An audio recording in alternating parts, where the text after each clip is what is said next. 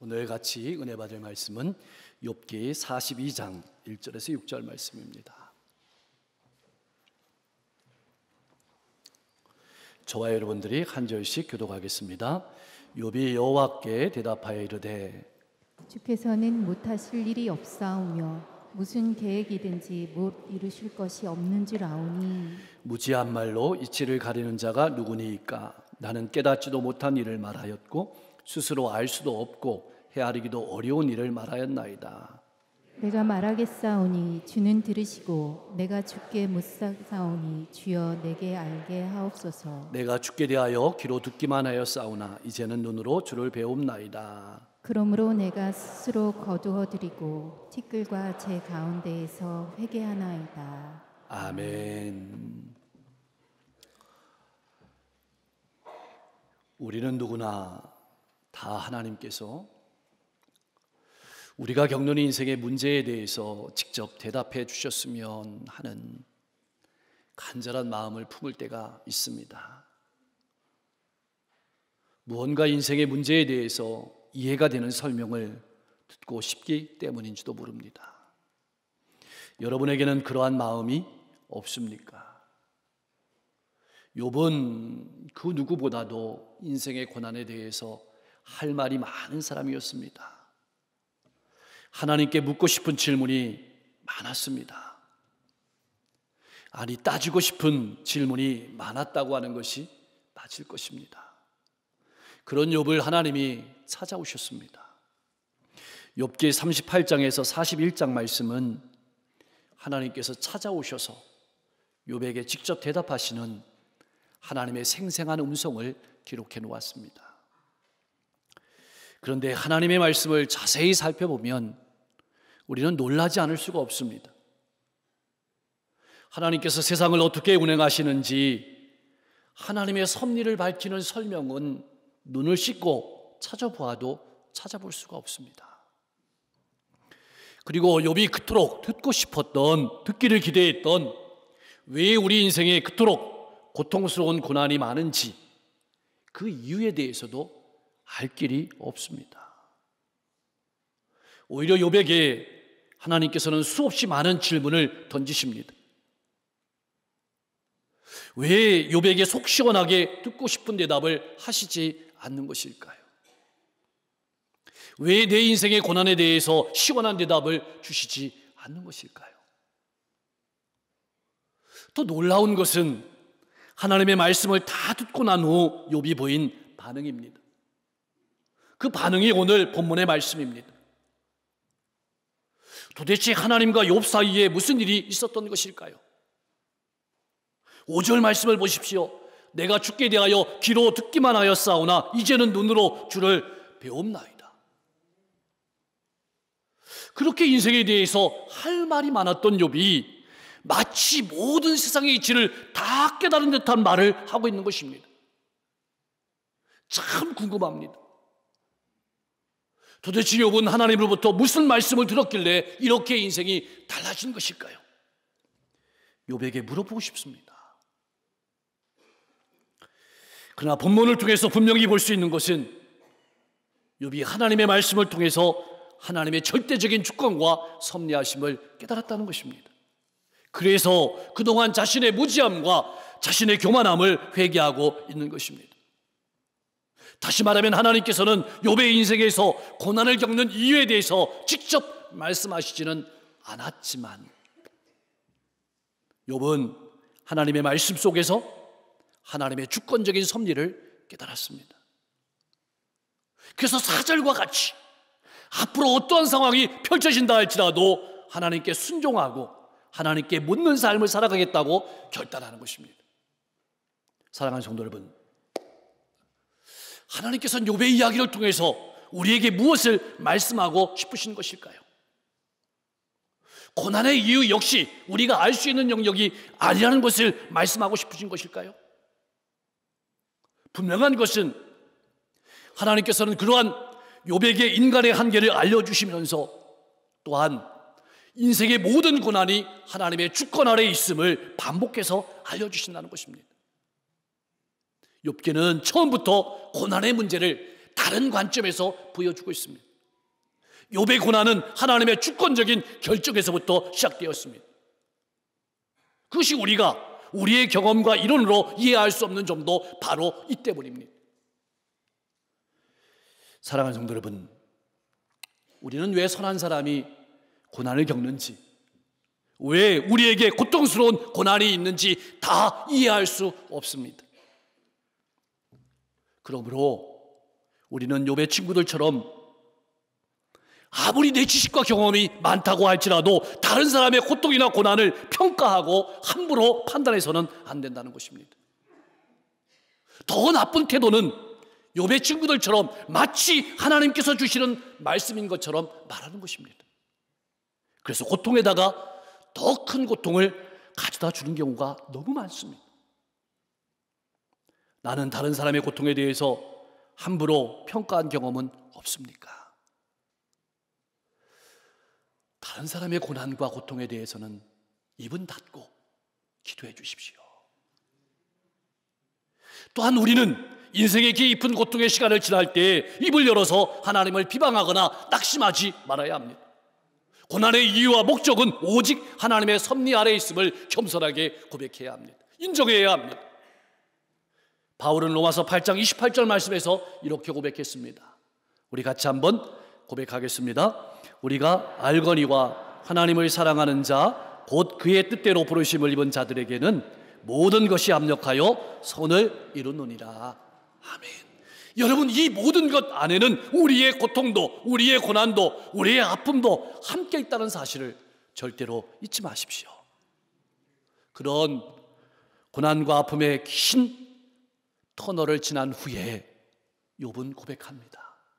그것이 1절에서 3절 말씀입니다. 자기 인생의 고난과 아픔을 통해서 욥은 자신의 무지와 한계를 깊이 깨달았습니다. 그런 욥이 드리는 대답이 바로 1절에서 3절 말씀입니다. 안다라는 표현은 깊이 깨달았다는 뜻입니다. 욥이 비로소 깨달은 내용이 무엇일까요? 첫째로는 절대 주권을 가지신 하나님의 무한하신 능력에 비하면 인간의 능력은 연약하다는 사실입니다. 두 번째로는 인간이 연약해서 할 수 없는 일일지라도 하나님께서는 반드시 그 뜻대로 이루어 가신다는 사실입니다. 나의 신앙적인 깨달음은 무엇입니까? 지난날 욥은 하나님의 능력에 대해서 의심했었습니다. 왜 이 세상에 불의한 일들이 일어나고 또 하나님께서는 그러한 불의한 일들을 보시고 침묵하시는지, 정말 하나님께서는 공평하시고 의로우신 분이신지 의심했었습니다. 그러나 하나님께서 욥을 만나주심으로 말미암아서 이제 욥은 자신이 어떤 존재인지, 하나님이 어떤 분이신지 알게 되었고, 하나님이 계획하시고 이루시는 일들에 대해서 신뢰하게 되었습니다.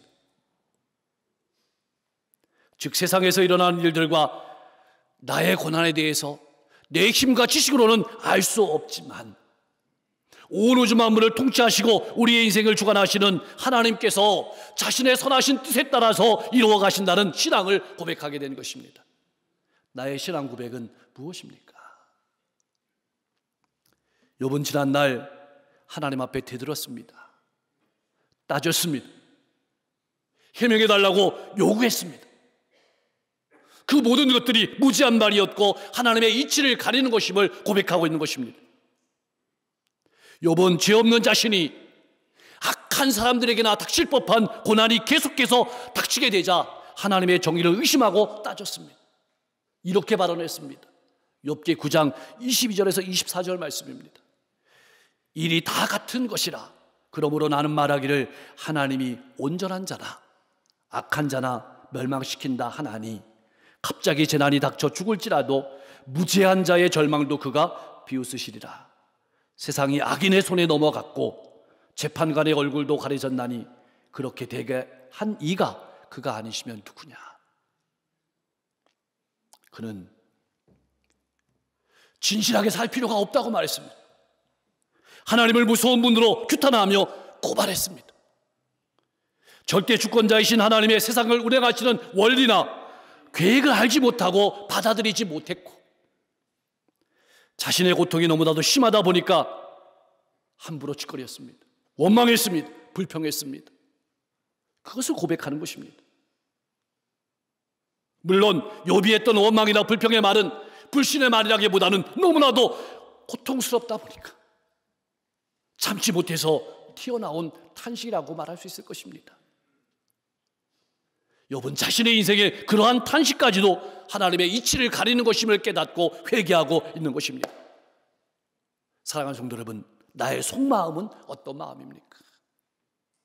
겉으로는 아멘을 외치지만 속으로는 하나님을 원망하고 하나님을 고발하는 인생은 아닙니까? 이제 욥은 인생의 새로운 전환점을 맞이했습니다. 깨달은 백성으로 적극적으로 하나님 앞에 살기로 결단하는 것입니다. 그것이 4절에서 6절의 말씀입니다. 사랑하는 성도 여러분, 나는 예배를 통해서 무엇을 결단했습니까? 사실 욥은 자신이 과거에 경험했던 모든 것들이 온전한 것인 줄 착각했습니다. 그러나 온 우주 만물을 만드시고 다스리시는 하나님을 대면하고 난 후에 자기가 알고 있는 지식이 극히 일부분임을 깨달았습니다. 그래서 이제는 자기 마음대로 생각하고 자기 마음대로 살지 않고 더욱 하나님을 의지하고 하나님의 말씀을 쫓아 살기로 결단하는 말씀이 4절의 말씀입니다. 욥은 하나님께 무슨 질문을 던졌을까요? 참 궁금합니다. 여러분이라면 하나님께 어떤 질문을 던졌을까요? 앞으로 내 인생이 어떻게 펼쳐질지도 궁금했을 것입니다. 5절 말씀은 문자 그대로 욥이 주를 직접 보았다는 말이 아닙니다. 내가 귀로 듣기만 하였는데 이제는 주를 봅니다 라는 말이 이전에 가졌던 신앙적인 지식보다도 훨씬 더 체험적이고 경험적인 지식을 가지게 되었다는 내용입니다. 예전에는 공부가 주로 기록했습니다. 다르게 공부할 것이 없었습니다. 스승은 말하고 제자는 들었습니다. 내가 귀로 듣는 것이 내 공부의, 내 지식의 전부였습니다. 사람들이 말하는 것을 듣고 그것으로 하나님을 이해하고 살아왔다는 뜻입니다. 근데 이제 하나님께서 직접 욥을 만나주심으로 말미암아서 욥의 신앙이 성숙해졌다는 뜻입니다. 그렇다면 욥이 만난 하나님은 어떤 하나님이셨을까요? 하나님께서는 욥에게 무엇을 보여주셨을까요? 우리에게 무엇을 보여주실까요?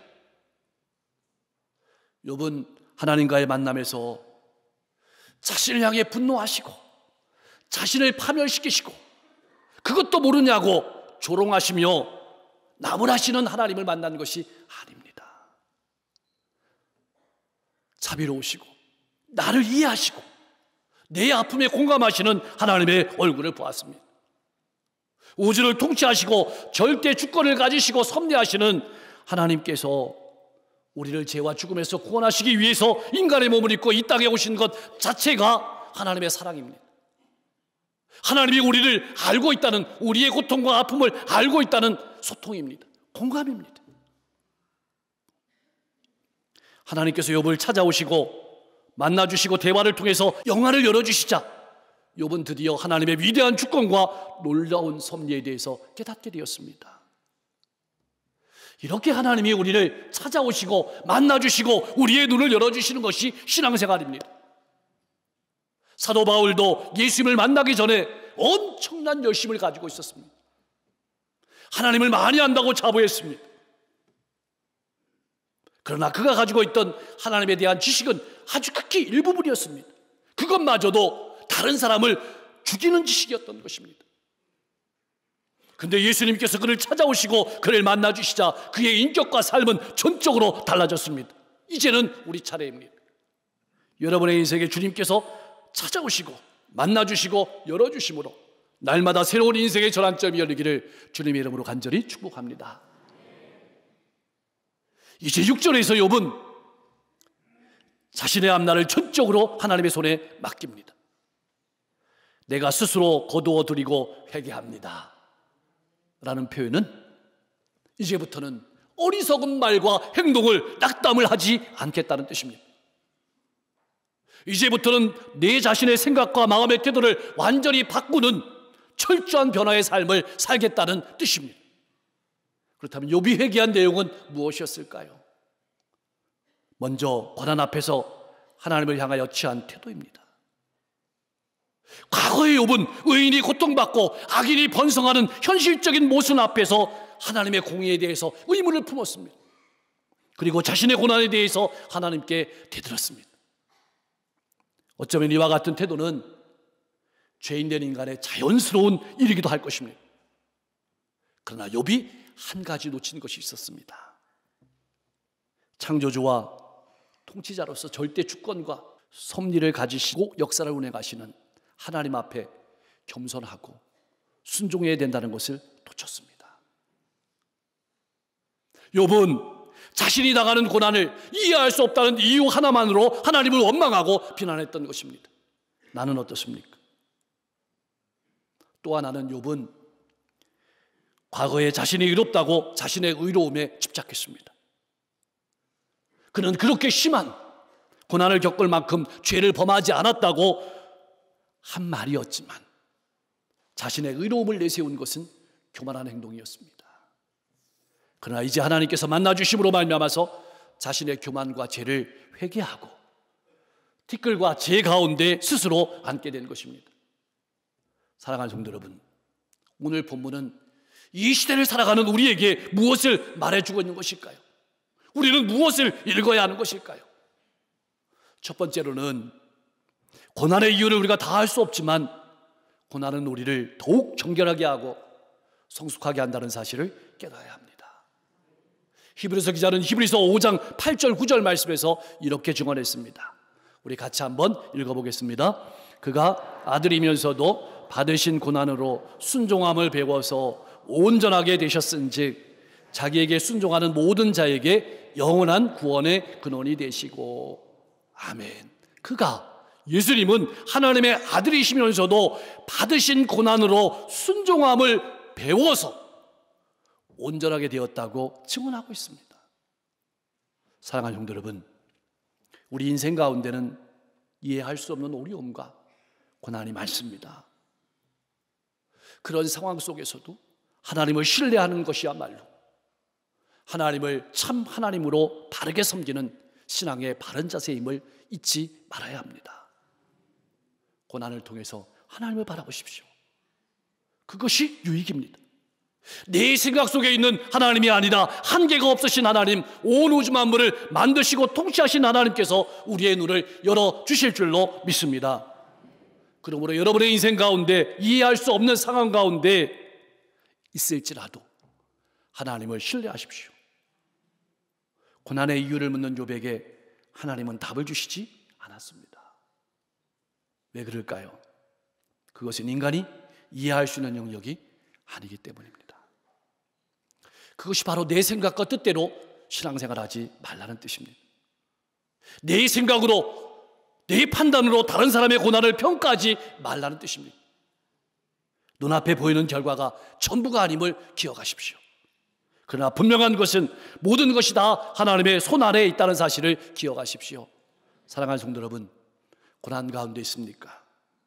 더 크신 하나님을 바라보시길 바랍니다. 사람들이 예수님을 십자가에 못 박은 것은 분명히 악행이었습니다.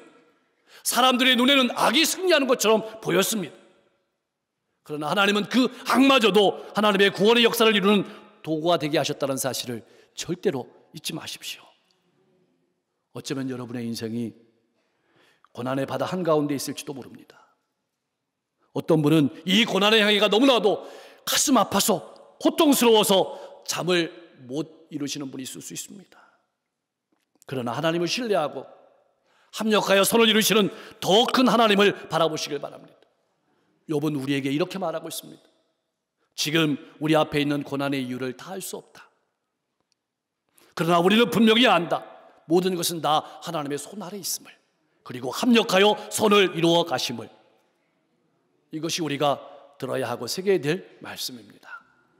둘째로 우리가 욥에게서 읽어야 되는 것은 하나님은 인생의 문제를 가지고 솔직하게 질문하는 성도들을 기대하고 기다리고 계신다는 것입니다. 혹 아멘이라고 외치는 신앙만이 훌륭한 신앙이라고 생각하며 살아오지 않았습니까? 속으로는 믿지 못하고 마음으로는 걸리면서도 다른 사람의 눈을 의식하면서 아멘을 외치지 않았습니까? 그렇다면 이제는 하나님께 질문을 던지십시오. 욕에게 성숙을 주셨던 것처럼 여러분의 신앙을 한 걸음 더 깊이 있게 나아가도록 놀라운 계기를 마련해 주실 줄로 믿습니다. 우리는 마지막에 욥의 더 놀라운 이야기를 들을 수 있습니다. 놀랍게도 욥의 운명을 하나님께서 크게 바꾸시고 축복하시는 것은 욥이 자신의 고난을 받아들이고 하나님을 신뢰함으로 자기를 비난했던 친구들을 용서한 때였습니다.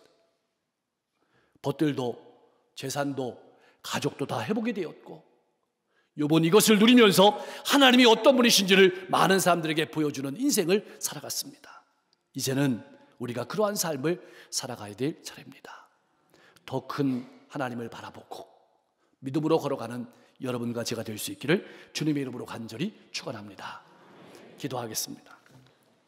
내 경험과 지식으로 다른 사람을 평가하지 않게 하옵소서. 다른 이들의 고통에 내 입은 닫고 기도해 주는 신앙인이 되게 하옵소서. 합력하여 선을 이루시는 하나님을 믿고 신뢰하며 더 크신 하나님을 바라보며 신앙하는 우리가 되게 하여 주옵소서.